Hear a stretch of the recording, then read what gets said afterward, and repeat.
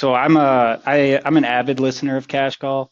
I've probably listened to everyone, and I noticed that when you and Brian review a lot of calls when it was live and everything like that, that a lot of them are shorter. And when you get calls that are like 6, 7 minutes, you say that that this is a long call, right? Like if you're on the phone for that, you should be, they should have an appointment.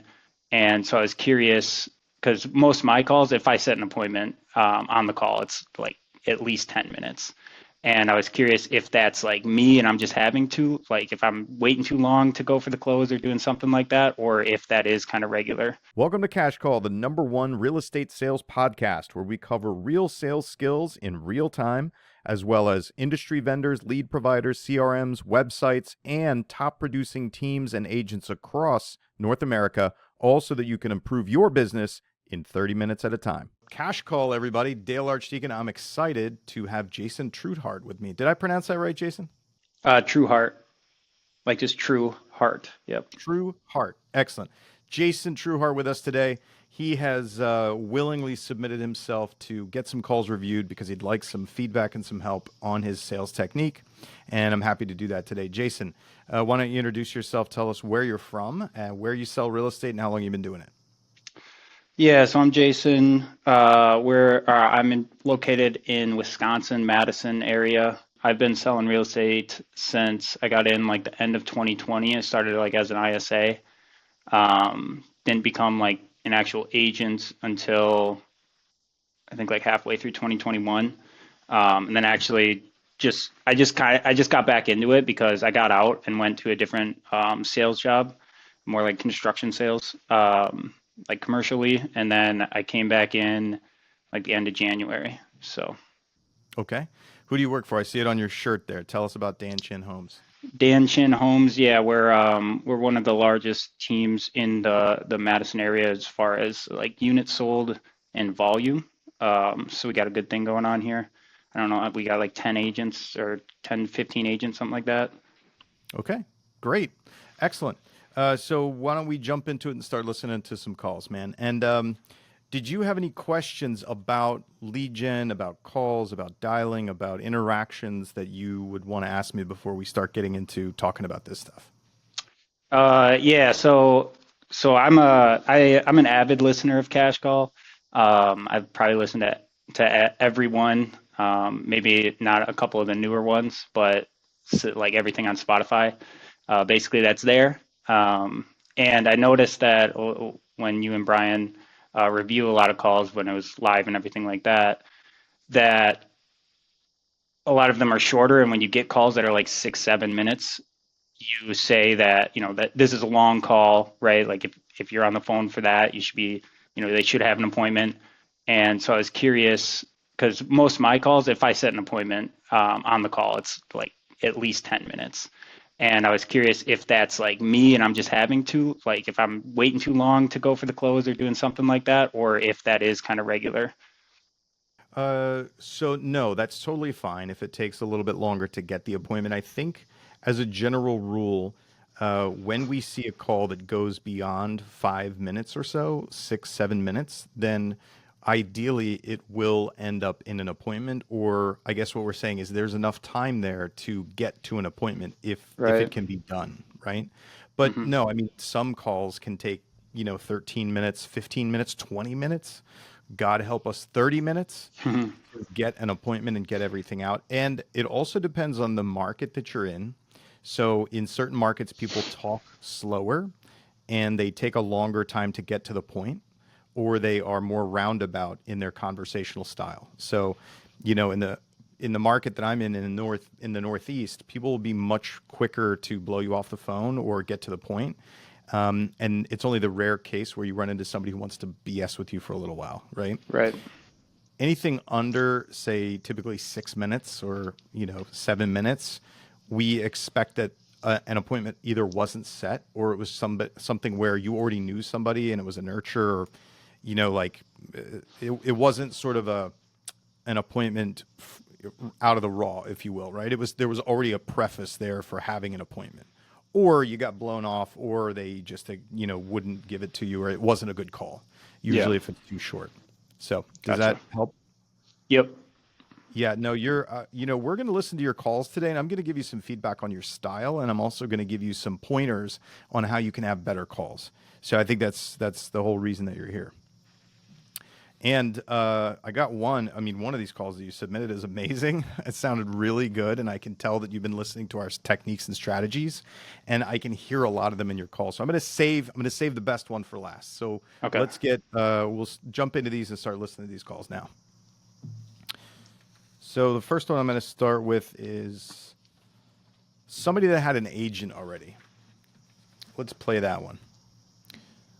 Have you done any training with my company, or is it just from listening to cash calls? Uh, Mainly cash calls. The only trainings that we've done is when you kind of like open it up because we use Follow Up Boss.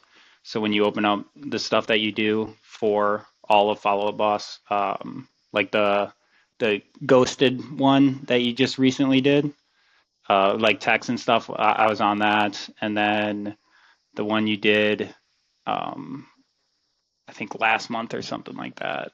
I forget what the topic was, but stuff like that. So that's amazing, man. You've been using pretty much free training, Yeah, right? and And YouTube.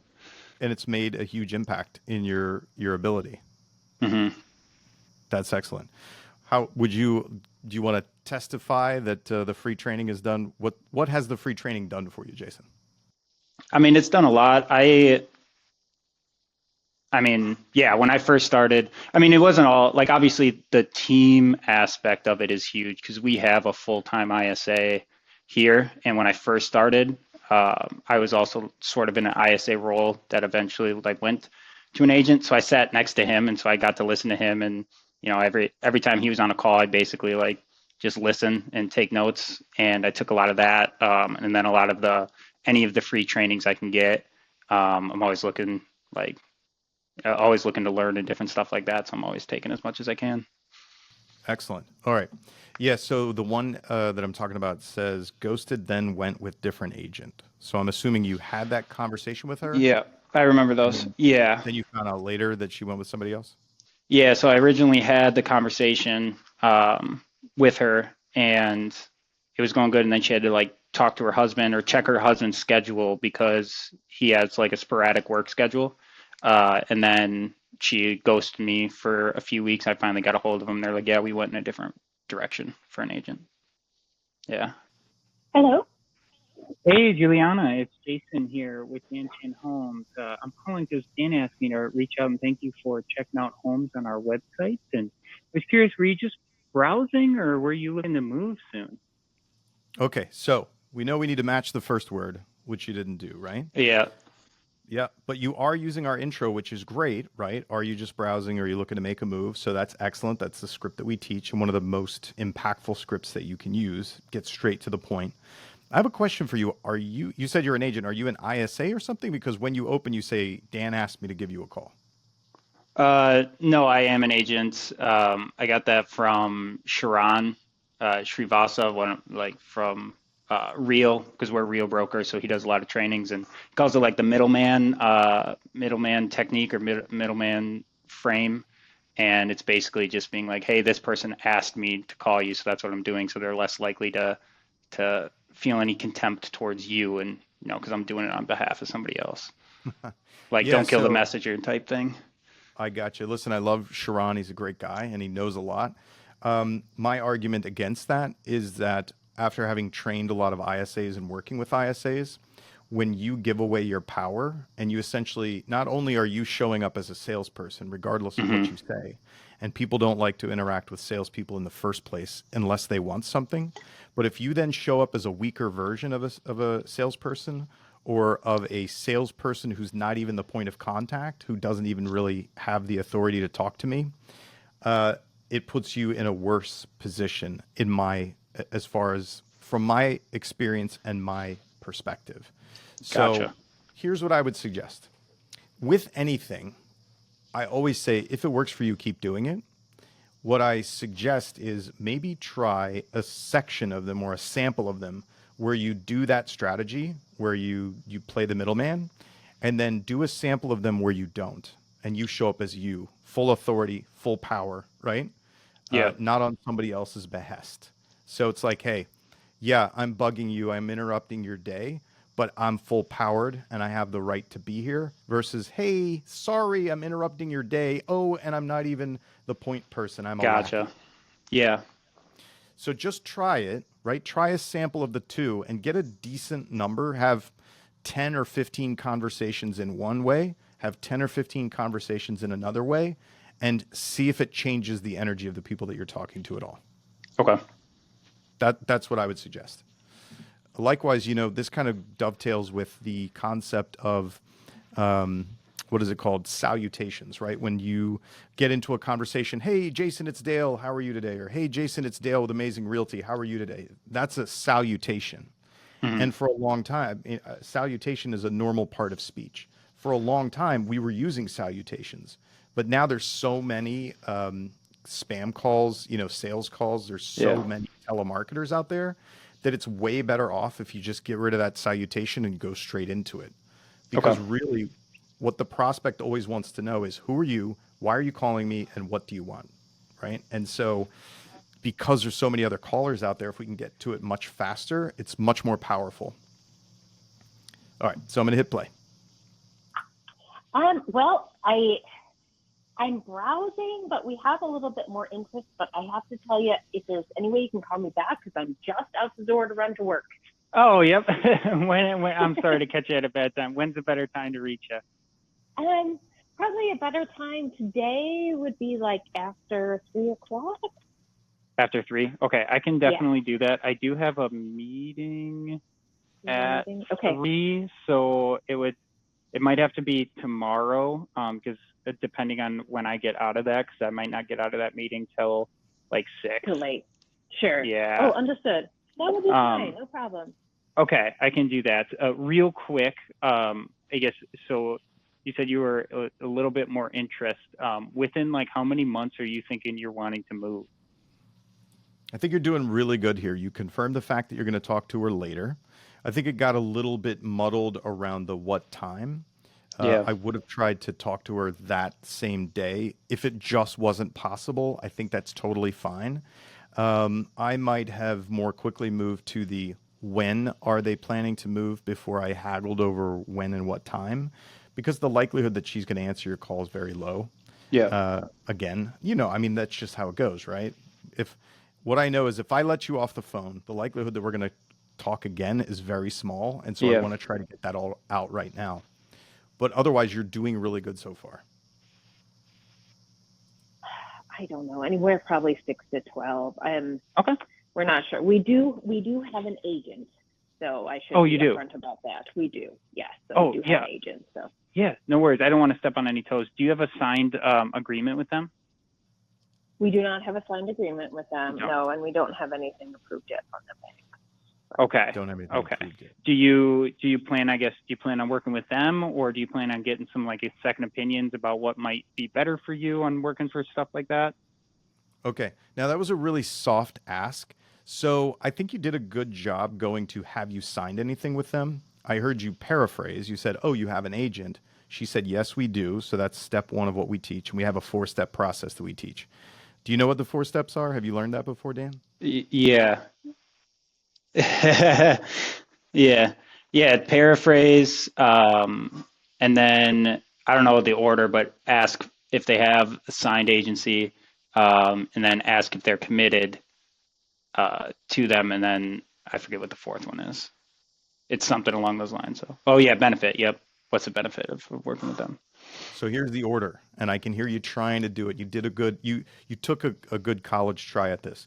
So it's paraphrase, committed, signed, benefit. Gotcha. Yep. So what you did is you paraphrased and then you went to signed, Signed. and then it was a very weak committed, right? You Yeah. said, "Hey, are you planning to work with them, or do you want to, do you want to take a gamble on another strange salesperson you don't know?" This is essentially Right. what you asked. Yeah.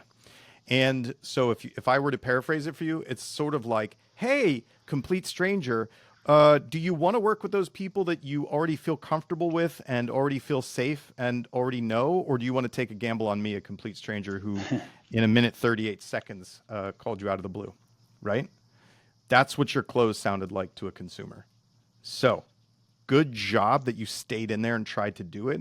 But when you hear it through that lens, no wonder she said no, right? Or Right. no, we'll hear what she says. So let's hear where it goes. We pretty much plan on working with them. Working with them. Okay. You gave her the soft out. Yeah. Hey, are you planning on working with that safe, comfortable, nice people that you already know, right? Or do you want to gamble on something you don't? And so with that, if I put it into that context, that makes a difference, right? Yeah. Yes. Okay. So what we want to do instead is, oh, you have an agent? Are you committed to working with that agent? A straightforward, are you committed to working with that agent? Hmm. Have you signed anything with that agent? Then we're going to move on to benefit or advantage. So just role play with me, Jason. Oh, you have an agent? Yeah, we do. Oh, okay, got it. Are you committed to that agent? Yeah, as of right now we are. Okay, got it. Have you signed anything with them yet? No, no, we haven't. No. Okay, got it. All right, I understand that. You know, I'm just curious.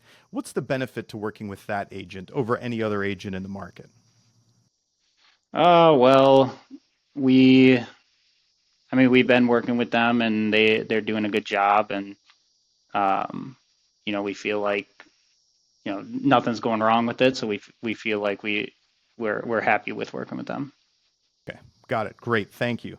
So now at least I have some factors that I can work on.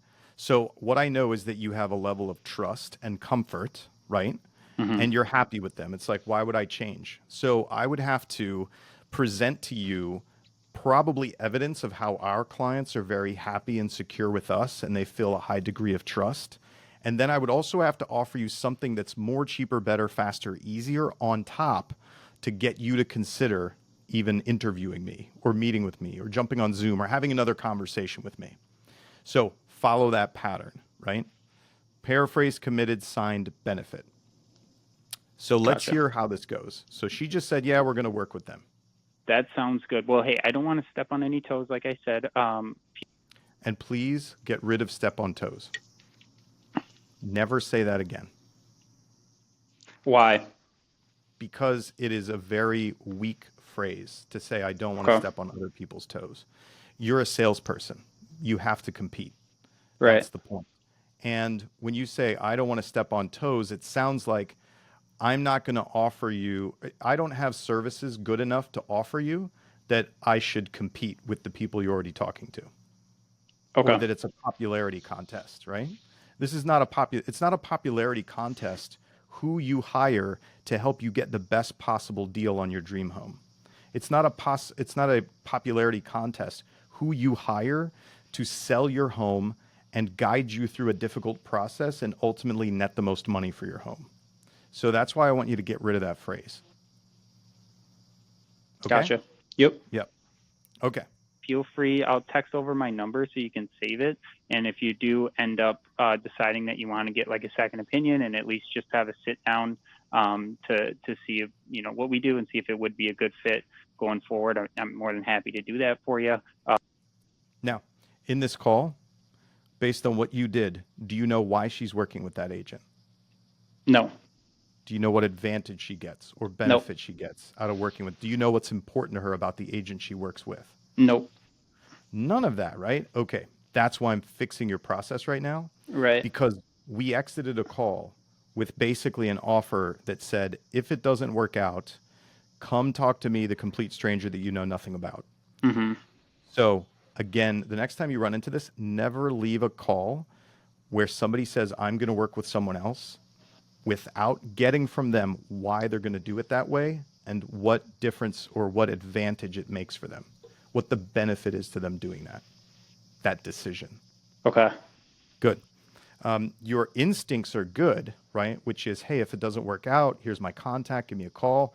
The problem is it's not powerful enough that she's even going to remember this conversation that she had with you. Yeah. And we've just now had the conversation that's likely to preclude her from answering the phone later or to talk to you again later because we pretty much got it out all on the table. She said, hey, we're buying with somebody else. And you said, oh, would you consider working with someone else? And she, basically said no. Hmm. Okay, good. I don't know how long ago it was you talked to her. Have you spoken to her since? Mm, no, I don't think so. Okay. I think I put Do you like have any idea? a 6 month follow up or something, just because I was like, I knew I didn't do good on the call, and I don't know. I don't know what the follow up was, but I know I haven't talked to her since. Jason, I want to tell you something. You did better than probably 60% of the salespeople I hear who would just roll over and play dead when she Hmm. first says they have an agent, or wouldn't even push past the fact that she's busy. So you're doing good, man. Don't worry about that. I'm just here to help you make this more impactful and do a better job with it. Yeah. All right. So let's move on to, did you have any more questions about that? No, no, that was good. Okay. Yeah. All right. On a side note, how you feeling, man? I can tell your mood has shifted. I don't think you thought I was going to lay into you like this. No, you're good. I thought you were gonna lay into me more, honestly. Oh, okay. All right. Well, we're good then. I was ready. You are really good on the phone, and I think I can take you to the next level. Okay. I just hate the sound of my own voice. Oh, yeah. Okay. Listen, man, sometimes I do too. If you hear it enough, you get over it. It's not a big Yeah. deal. Yeah, I'm still fat on camera. I haven't gotten over that yet. All right. So we're going to go with this is an open house guy. And as I was listening to your calls, I really started to pick up a pattern with you, and I'm going to illuminate it for you.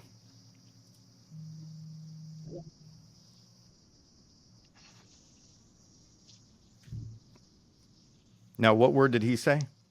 I didn't hear it. He said hello. You said hey. Like, So, I mean, the and this, sound didn't go through. oh, okay. Let's do it again.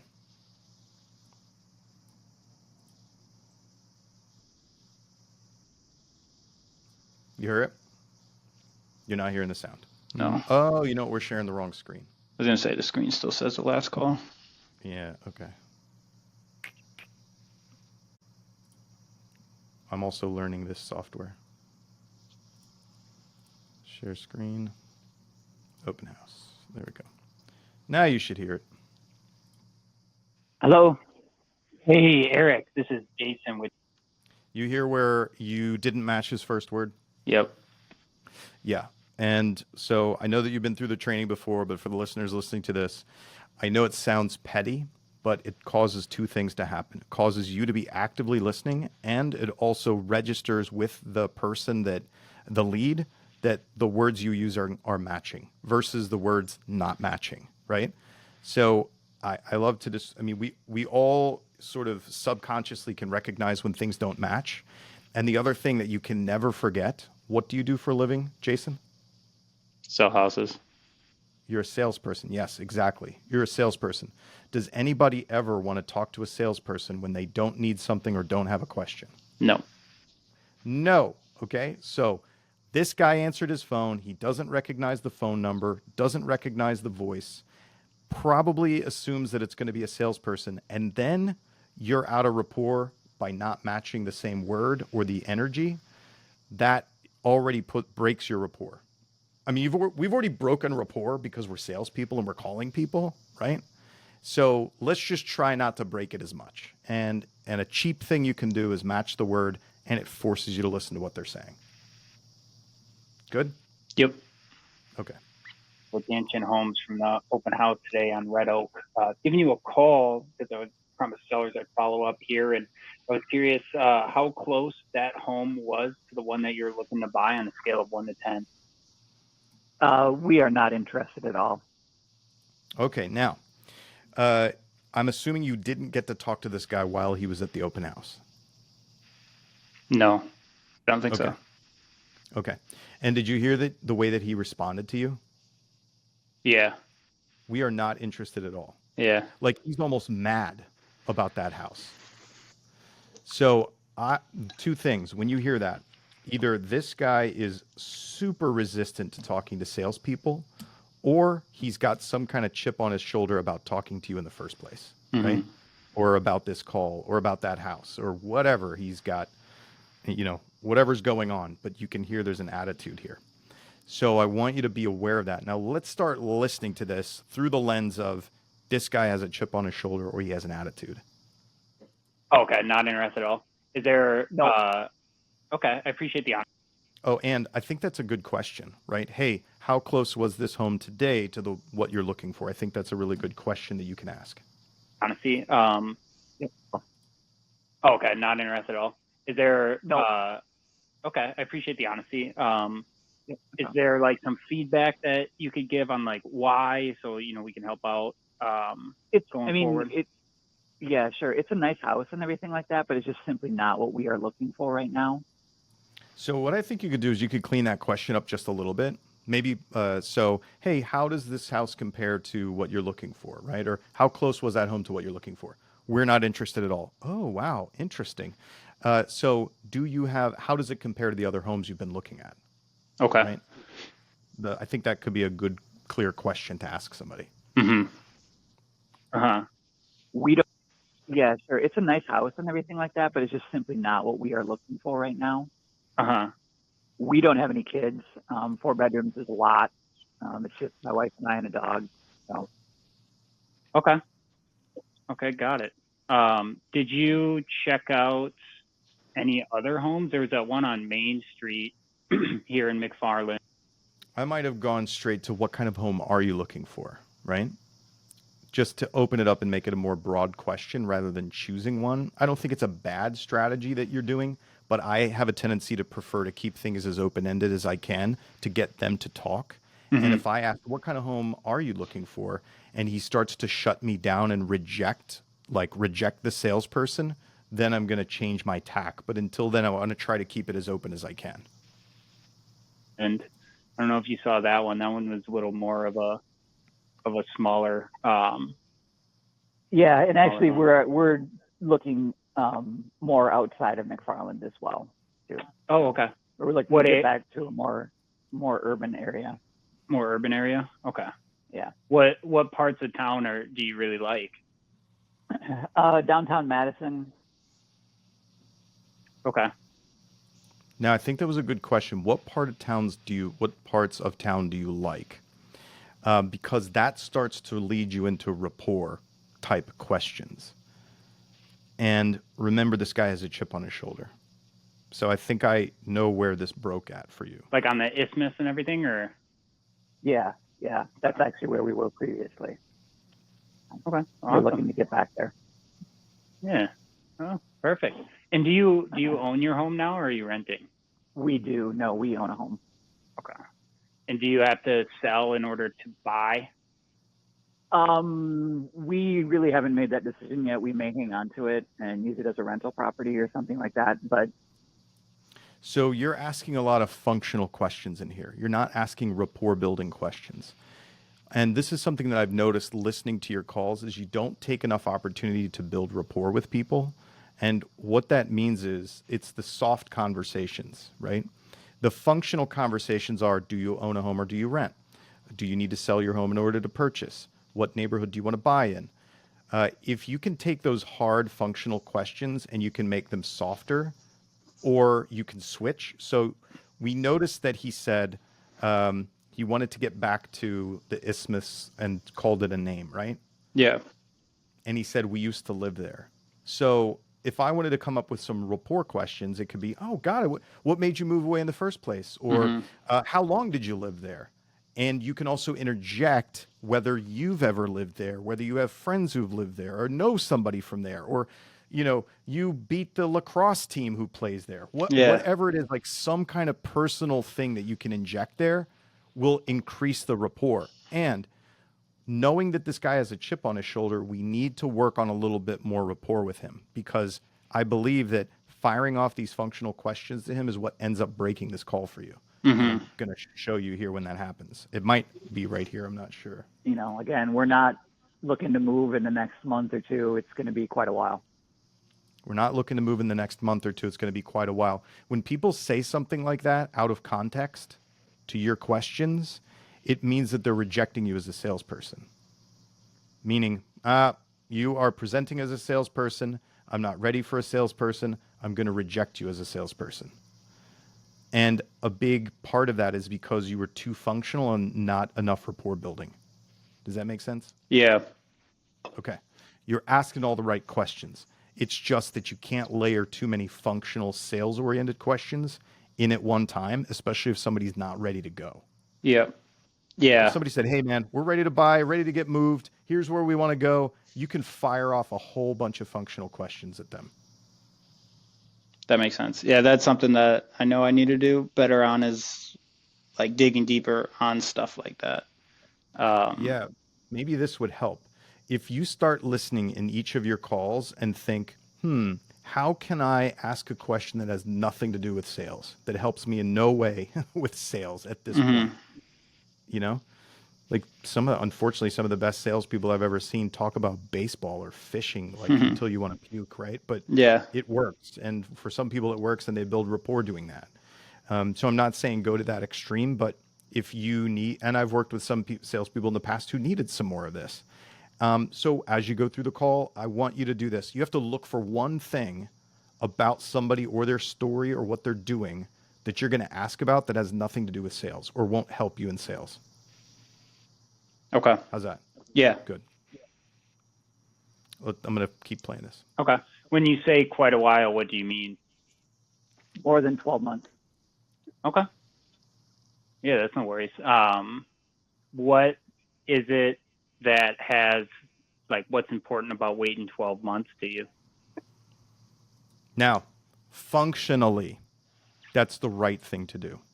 That's the right way to unpack a not now objection. When you say whatever it was, down the road or in the future, right? What do you mean? I would have softened that question, especially with this guy having a chip on his shoulder. And then when he said more than 12 months, I was like, danger, dude. We're in the danger zone here, right? And then you asked him what the benefit was to waiting. I think that we were already on a slippery slope with this guy where he already had a chip on his shoulder. We didn't build enough rapport and we're firing off sales questions at him. So even though you took the right move, which is, oh, not now, when? 12 months. What's the benefit to 12 months? Functionally, that's right. But it kind of broke the conversation because he was regarding you as a salesperson. We didn't have enough rapport. Gotcha. So you would have had to soften it. I would have, like, hopefully in the future, maybe you'll catch that and get off the sales thing and switch before you come back. And you can always circle back in the conversation once you get them warm and fuzzier again. If you, yeah. Okay. Because then later you can be like, hey, you mentioned longer than 12 months. I'm just curious, how did you guys decide, 12 months or so made sense for you? That's like a softer way to ask that question. So what you're saying is like, because I think I noticed it a little bit, but now that you say it, it makes it a lot more obvious about like him, his chip on his shoulder and everything like that. So you're saying that instead of going through the functional stuff, just take a break from everything and take a little time to focus on rapport building. And then, once I feel like I got in a good spot, go back to those questions. Yes, but don't make it like, functional question. Oh, hey, did you see the Steelers are right? Yeah. Like it's not a hard left. Yeah. I like to describe it as like, be looking for exits off the sales highway, right? Where you can just take an easy left or an easy right. And an easy left or easy right was when he said, we used to live on the Isthmus. We want to get back there. Right? I mean, that's a life decision. There's all sorts of ramifications around the fact that they already lived somewhere. And if they lived there, something caused them to move. And now they want to go back there, which means they like it a lot, which means that whatever caused them to move must have been a big thing in the first place for them to go back there. Yeah. Right? There's like a whole thing there. And you can just ask a simple question about it just to, you're sort of, if you have to pretend that you care, then pretend.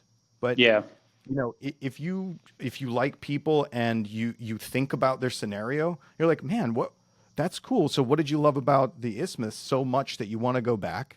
And well, that's crazy. What made you guys move away in the first place? Like, I just want to understand the story. So that was like a big turn that you could have made off the highway. That was just like, he teed it up for you. Yeah. It's funny. I did a call review one time for this guy. He was in sales, really great salesperson. And the lead, he's following up with the lead. She's a nurture. And she goes, yeah, we're having our first baby. He goes, okay, great. So how far after the baby do you think they want to be moved in? I was like, what are you doing? You don't start like talk about Yeah, the baby, yeah. man. Oh my God. Like that's a huge opportunity. So that wasn't this obvious, but you could still bring the same strategy and technique here. Right. Yeah.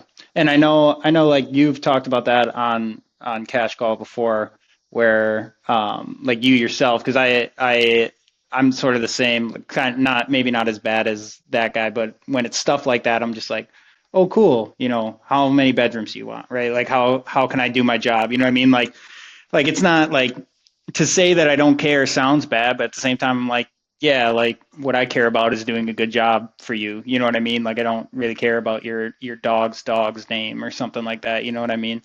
But yeah, so I know I need to do a better job of like, digging deeper on stuff like that, when it's, they say something and be like, oh yeah, how's that? Or, just building the rapport that way. That's definitely something big area of improvement for me.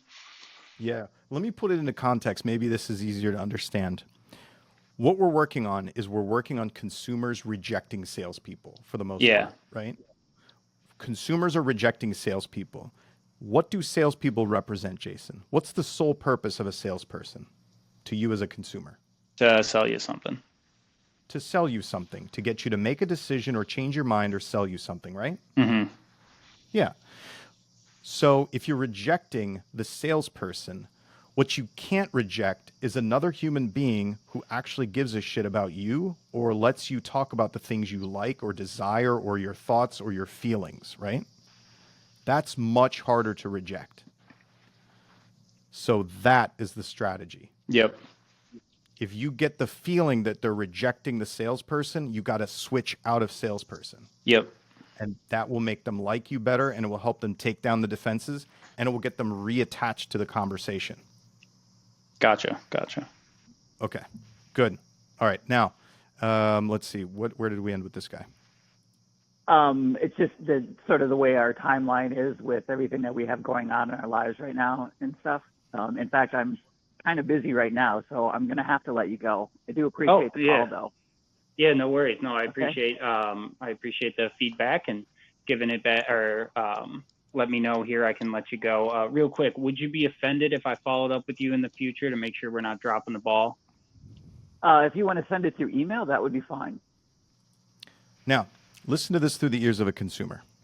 Hey, would you tell me no if I wanted to randomly call you out of the blue and see if you want to buy or sell with me yet? Don't do that anymore. So don't Okay. say, what should I say instead? Well, let's create a logical next step with somebody, right? Okay. Or just don't pre-warn them that you're going to bother him again in the future. But let me ask you a question. You just listened to this call. Do you know why this guy's buying? No. Do you know what's important to him about making a move? No. Do you know what goal he's trying to accomplish by doing that? No. No, you don't. So, one, we're missing it from this conversation, which would also have helped him be connected to this. And so don't pre-warn him that you're going to follow up with him. What I would do is I would just call him again. I don't know what his name is. Bob. Hey, Bob, it's Jason. I talked to you the other day after the open house, and I know you said you guys are way out in the future, but I completely forgot to ask you, what has you thinking about making a move in the first place? I'm just curious because you moved away from the whatever, and now you want to move back to the whatever, and I love it over there too. So I'm just curious, what has you guys making a move now? Just be personable, right? Yeah. Yeah. So also, I would set up a logical next step with the guy. He said he has to go now. We know that I've listened to the whole thing. We don't even know if he has an agent. We don't know how he's going about looking for homes. We don't know how he's going about purchasing, right?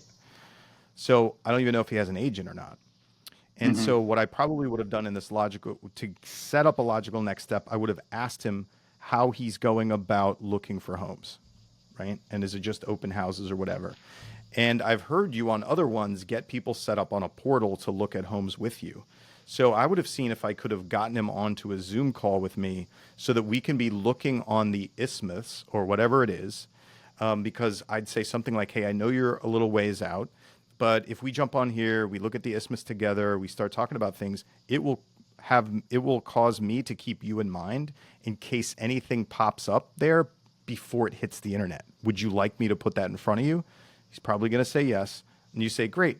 Either come to my office and meet with me or jump on a quick Zoom call with me. and let's go through our portal, right, and get you set up. So that's the tack that I would have taken, and it would have been a logical next step.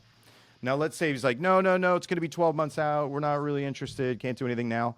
I'd say, all right, 12 months out. When are we shooting for? It's April right now. Do you want to be moved in April of next year, or do you think it'll be beyond that? Nail it down to a tentative time frame, and then say, okay, how about this? I'll follow up with you in 2 or 3 months. I'll see where you and your family is at with your plans around moving. And at that point, either you can put me to work trying to find a good property for you, or you can tell me it's going to be another 3 or 4 months. How does that sound? Now I have more of a logical next step than a, would you mind if I randomly call you to see if you want to buy or sell? Right. Good. How much time do we have? Oh, we're doing good. How you feeling, man? Feeling good?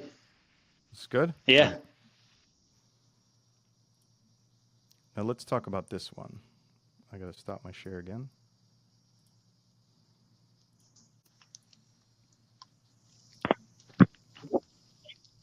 Hello.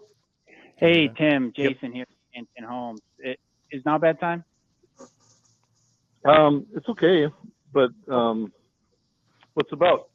Yeah, I'll be real quick. I see that our team hasn't connected with you here in a while. And back when we did, you weren't really ready or in the market to buy or sell a home, but want to make sure we're not dropping the ball for you. So I thought I'd check in here at the beginning of the year to see what your plans were for 2024. All right, now let's listen to the structure of how you got into this, okay? You sound really good, but I'm going to move some parts around and it's going to work better for you. Okay? So if we go back to the beginning, let's start from the beginning and listen to this.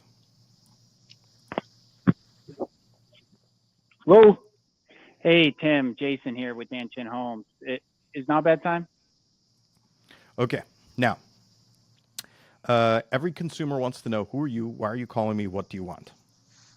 Right? Yep. So again, we didn't match the first word, but now you're going to have sleepless nights worried that whether or not you match the first word, because that's now implanted in your brain. It's going to make you paranoid. And you answered who you were, but you didn't answer why you were calling or what you wanted, but instead you went with, is now a bad time. Is there a reason that you went with, is now a bad time? So typically, like in our market, because I know you've talked about this before on whether you use a salutation or not, and depends on where you are. And I mean, in Wisconsin, it typically is like you hear a lot of people with the "How are you?" And I switched it to "Is now a bad time" after I read Chris Voss's book, like the Never Split the Difference, where he talks about the negatives instead of asking them if it's a good time, because it's easier for people to say no.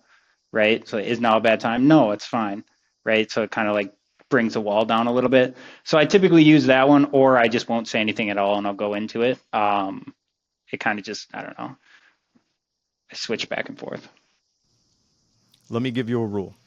If you're talking to a lead that you have high rapport with, or you have business dealings with, that you've already done business with in the past, you guys know, like, and trust each other, or it's a lead that wants something from you, is asking for something from you, you can use "is now a good time" or "is now a bad time." It doesn't really matter, but you can use that to be polite.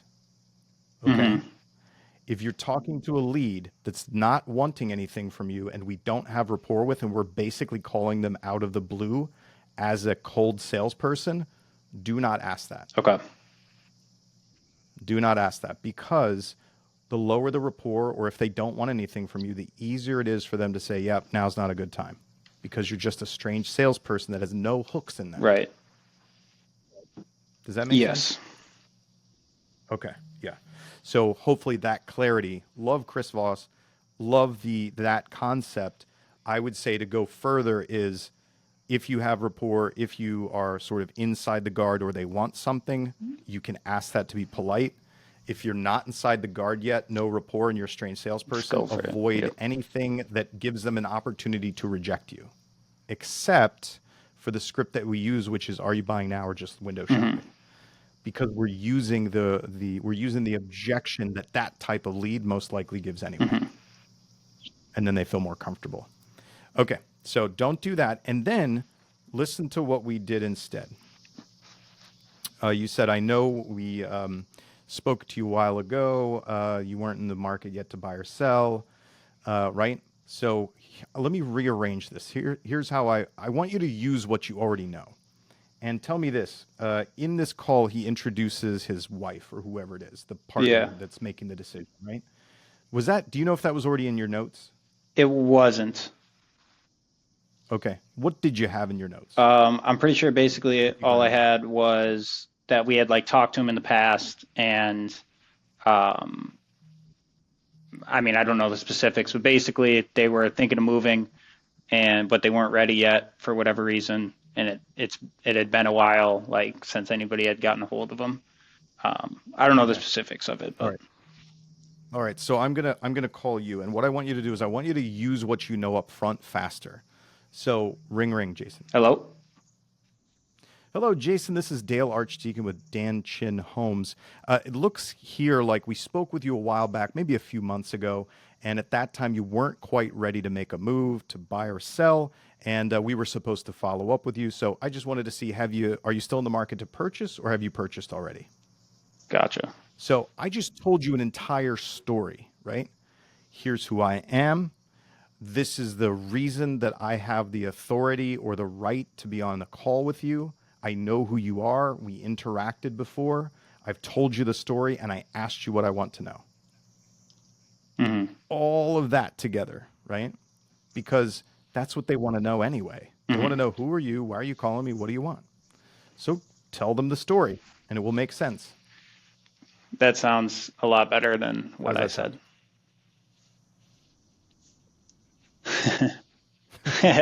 Good. Well, that's why we're here.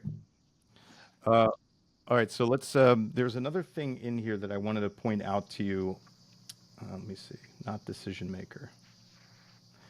Okay. So here's where we get to with this guy. Basically, they already bought a house, which is always disappointing when we run into that in our database, right? But the home they're in belongs to his wife. The home they had partner, the home that they spouse, came from. whatever she is. Mm-hmm. The home they came from. Yeah, exactly. So he ends up really not being the decision maker, and we're trying to sort of work through him. So I'm going to fast forward here a little bit and see how we could have done this better. Okay.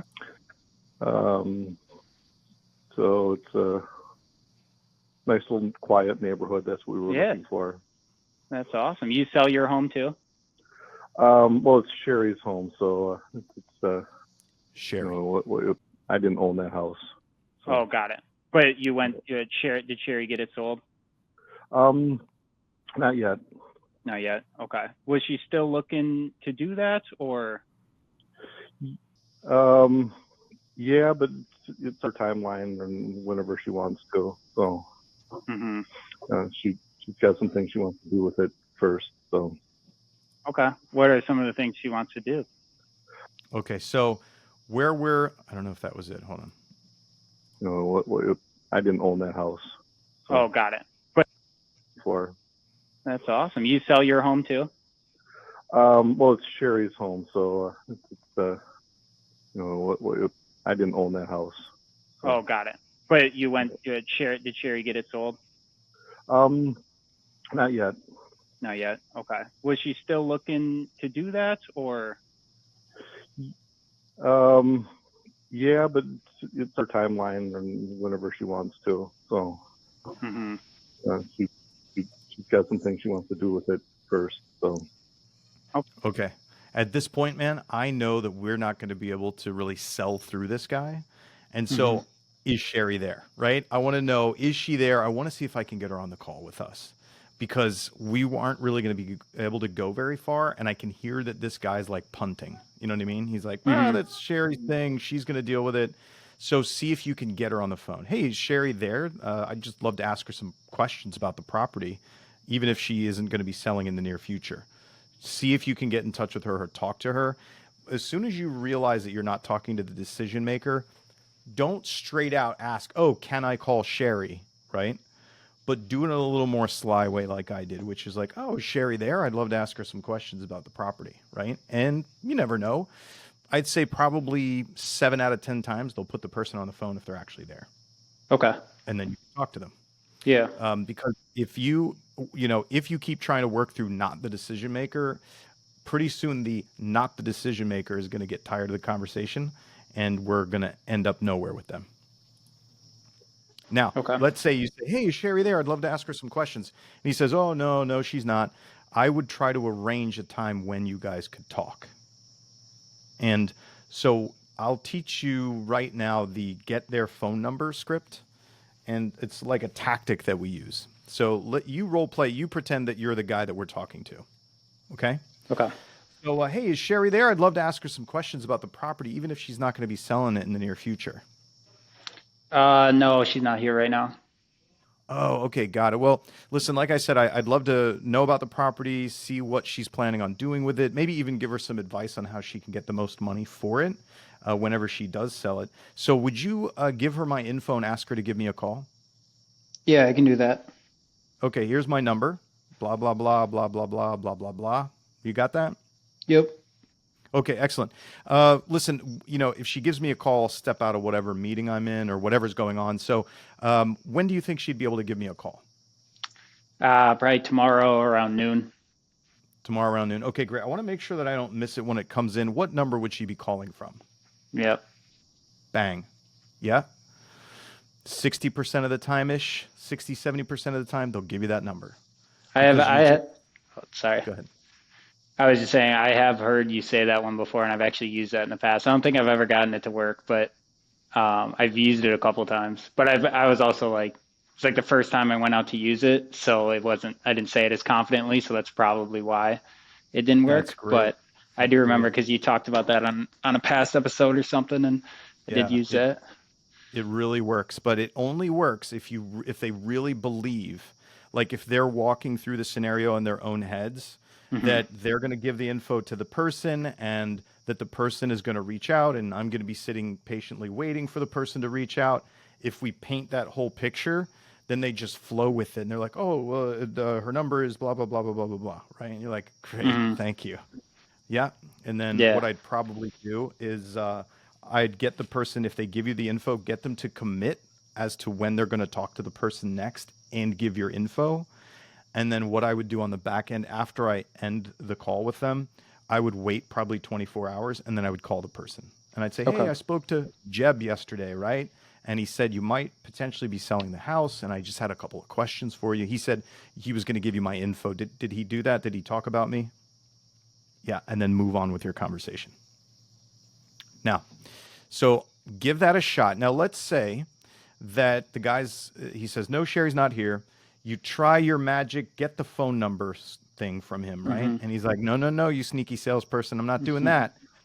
Then what I'd probably do is I would see if I could figure out the next time that Sherry's going to be around and or either arrange another phone call, because the only other thing you can do essentially is like threaten this guy that you're going to call him until you talk to Sherry. Right. Right? Which might sound something like, "Oh, okay, got it. Yeah, hey, that makes total sense. Well, listen, I'll wait for Sherry to give me a call. But if I don't hear from her, today's Friday. If I don't hear from her, I'll just give you a shout maybe on Sunday afternoon and see if you guys happen to be together." So now I've just made a subtle threat that you're going to get another phone call from a salesperson if I don't hear from Sherry first. Okay. Yeah. Yeah. Okay. Good. Let's just see where we ended with this guy. You don't happen to remember, do you? Not off the top of my head. Okay. Moving. Oh, no worries. I appreciate you thinking. Visitors, pretty just keep to ourselves. So. Oh, you asked if they knew of anybody. He said we keep to ourselves. They're like the Unabombers in a cabin somewhere. So I'm not. I don't know anybody who's moving. Oh, no worries. I appreciate you thinking about that for me. I just thought I'd ask, and I guess if you do hear of anybody, feel free to share my number. I'm happy to help too. Okay. Awesome. Thanks. Well, thank you much, Tim. I hope you have a great weekend. You too. So here's the problem. There's no logical next step. Right? We went through this. We didn't play all of it for everybody, but there's no when you're going to talk to Sherry, when you're going to talk to him, when either one of you will interact, why you will interact, and what they will get out of it.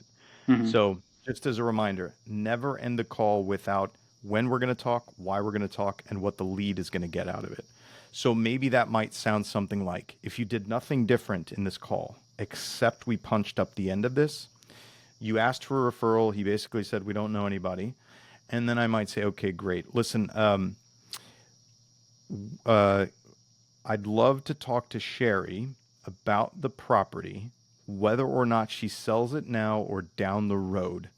So one, it helps me keep an eye on what might be available for our buyers and potentially coming up. And two, I can offer Sherry really good advice in terms of what the buyers are looking for right now so that she can get the most money for her home as she gets it ready for a sale. So when will Sherry be home?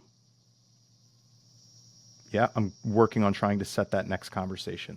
Yep. And you hear me building the pieces of when and why and what they're going to get out of it. Yep. Okay. So if you can work on actively giving somebody, if you can work on giving somebody an active reason, a good reason for themselves to have another interaction with a salesperson, that will go a long way to making sure you get another conversation with them. Yep. Okay.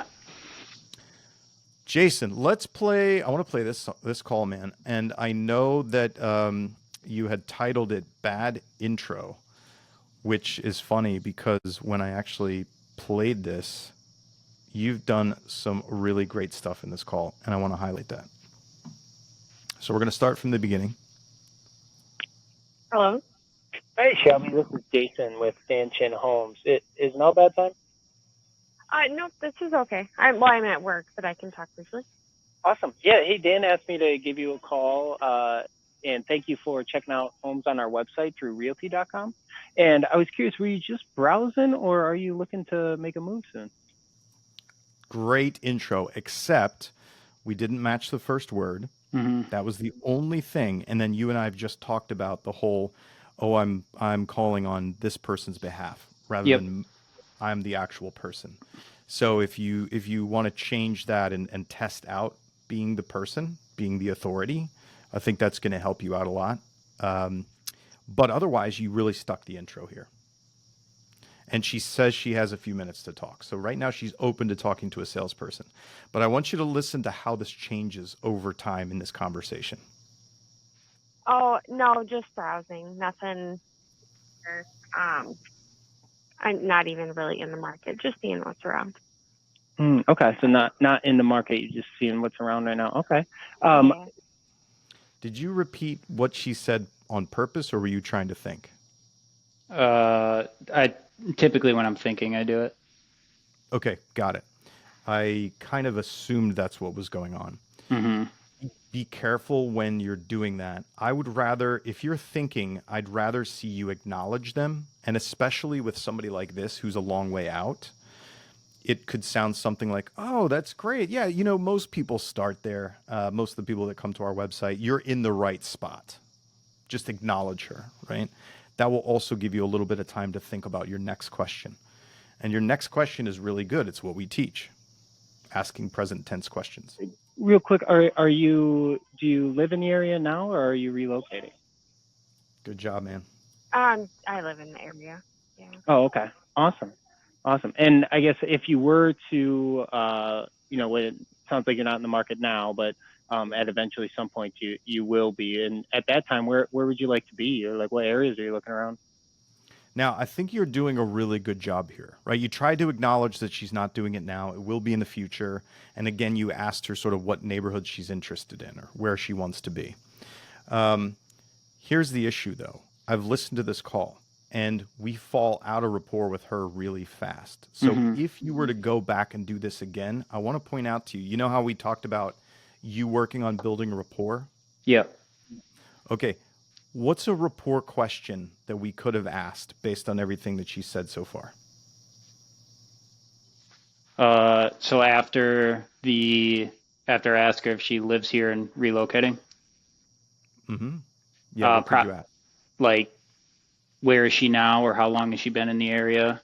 Yes, exactly. Now, I want to also offer you some advice. especially because you're a male and she's a female and she's far out, right? And you're a salesperson. I suggest that you tell her where you are first or how long you've been here. Okay. Right? So that'd probably sound like, oh, great. Hey, listen, I've lived here for 20 years. I went to whatever high school. What high school are you originally from here, or what high school did you go to, right? I've just jumbled in some like Yeah. personable stuff. You know what I mean? And I'm doing it to get the law of reciprocity. I'm going to give you information first in a sort of a non-threatening way, and then it makes it easier for me to get the information from you. Mm-hmm. Good. So that's exactly what we're talking about, to give it a break from this sales conversation about, hey, when are you going to buy? What are you going to buy? Where are you going to buy? Mm-hmm. Now, I don't know whether that would have saved this call, man, but at least we can try, right? Right. I'm not even sure. Oh, Yeah. No, Get- just kind of seeing what's listed around my house, pretty much. And, okay. Around your house, where are you at right now? I'm over just. Did you hear where you asked where you at now? Mm-hmm. Yeah. So it would be way less creepy. Not If that you're I being said creepy. it and then Yeah. If Gotcha. you said it and then asked her, yeah. that'd be way more logical. Not that what you're doing is illogical, but Uh-huh. I'm just saying, like, again, you're the salesperson. It's almost like Red Riding Hood. You're the big bad wolf. You know what I mean? And Right. she's like, uh-oh, if I keep answering these questions, I'm going down the sales rabbit hole. Yeah. Yeah, it's more of like you were saying earlier, like having a casual conversation in that way instead of just like bombarding, with questions, like I'm interrogating her or something, like give a little like show her I'm a human and not just a Yeah, voice. exactly. That's Yeah. exactly it. All right, so let's hear how and listen to the way she answers this. She doesn't even want to answer you. Yeah, you can tell right away. Actually, Okay. Around your house, where are you at right now? I'm over just in friendship. But yeah, Yeah. I do have to get back to work though. So sorry about that. Oh, I got okay. it. Hey, no worries. Real quick before you go, so when do you think you would be in the market to move? Oh, okay. I got to get back to work. She's literally closing the door on you, and you went for another sales question. Mm-hmm. When would you be ready to move, right? It's definitely a classic mistake. Now, I'm going to listen to the rest of this call, and I want to highlight the good stuff that you did in terms of objection handling, but I want you to just recognize that we're already, by switching into sales questions and doing what would seem like the right things, we're already fighting a losing battle and probably making it worse, actually. So listen to this. Honestly, I don't know. Mm. To be honest. Yeah. Mm-hmm. Just Do you seeing think it like within the next couple of years? Do you think longer yet? maybe longer than that. Yeah. Maybe longer. Okay. Yeah. And what's what's the benefit of waiting longer than 2 years to buy? I don't know, but thank you though. Have a nice day. Oh God, this hurts my heart so like bad, because what you did excellent. Like you chased down the objection, right? You asked her what's important about waiting or what's important about doing it later. Like really great technique. It's the reason that this hurts is because you hear amazing technique that you're executing. It's just that you're doing it in the wrong scenario. Yeah. You know? Mhm. So you have great instincts. You clearly have really good training, but executing it there didn't work. So next time I'm going to rewind you back here. And this is what I would do instead. Listen to when we asked her where she is.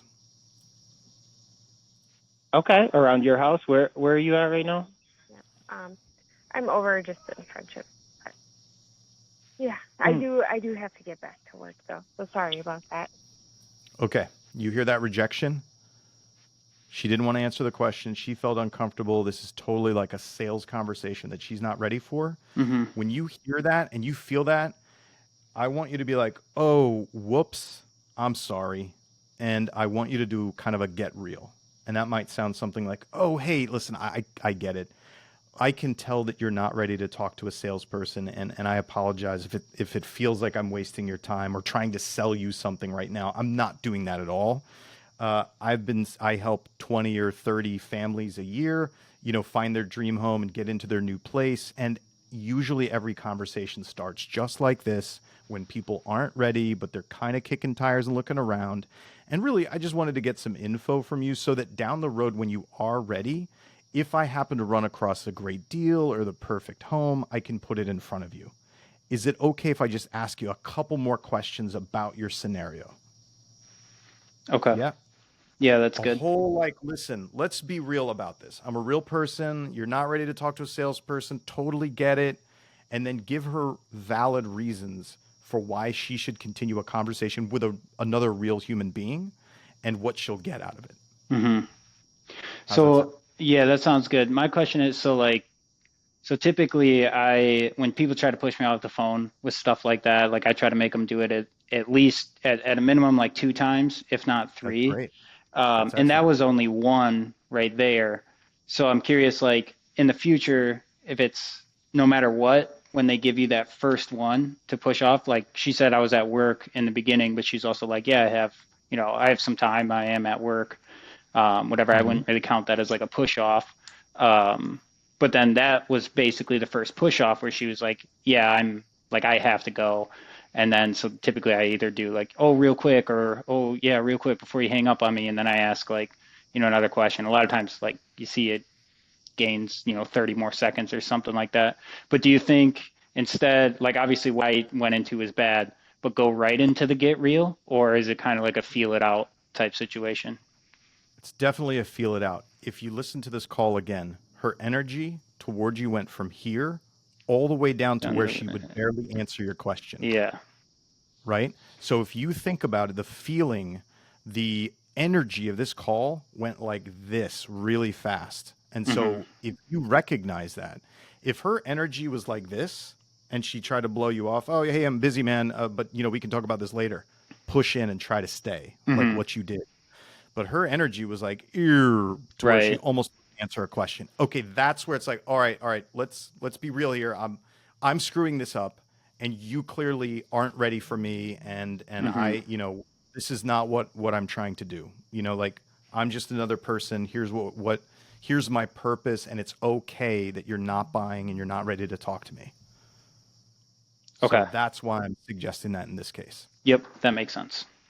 Okay, cool. Now, if you were talking to me, energy's high. Yeah, man. So we're not really sure. Maybe we'll be doing this, but I'm not sure. Listen, I'm about to walk into a meeting. We can talk at another time.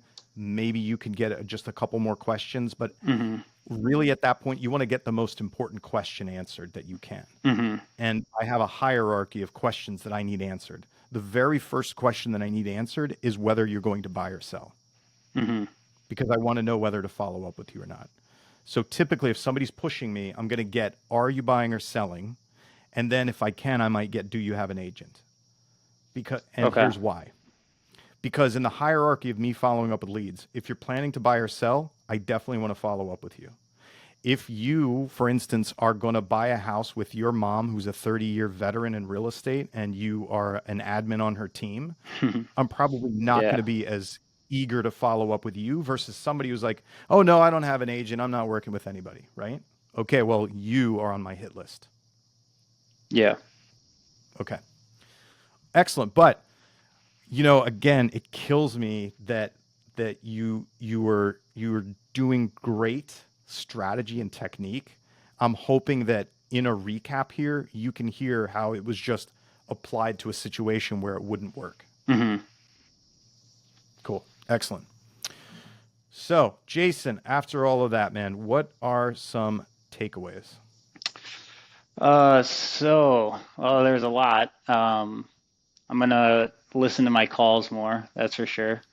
And just go back because I just listening to them in general, I was like, oh, why did I say that? Or, stuff like that, like without even, but a lot of the stuff like from what you said was really good about, you know, taking that every call, taking like looking for the opportunity to ask one non-sales question, or like rapport building like that, like, oh, I live, here. Where do you live? Like stuff like that. Or that's definitely a big one, digging deeper on stuff like that and connecting more, building more rapport.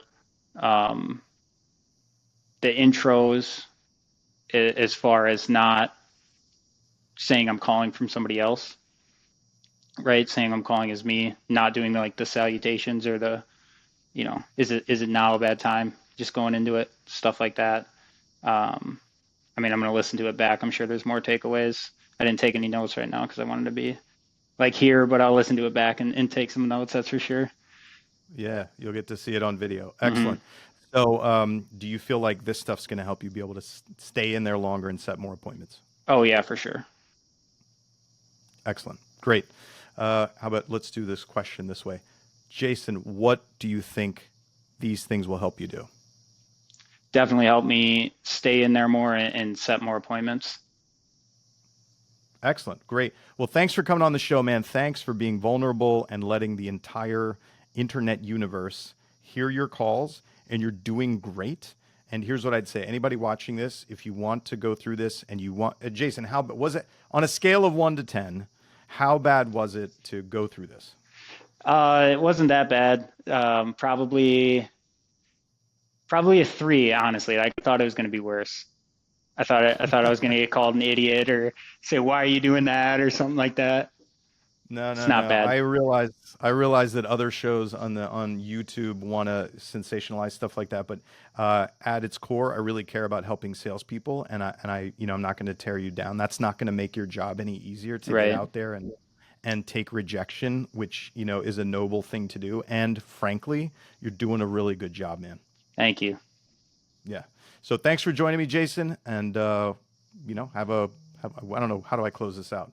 Jason, thanks for joining me, man. Thanks for doing this, and everyone else applauds you for stepping up and doing this.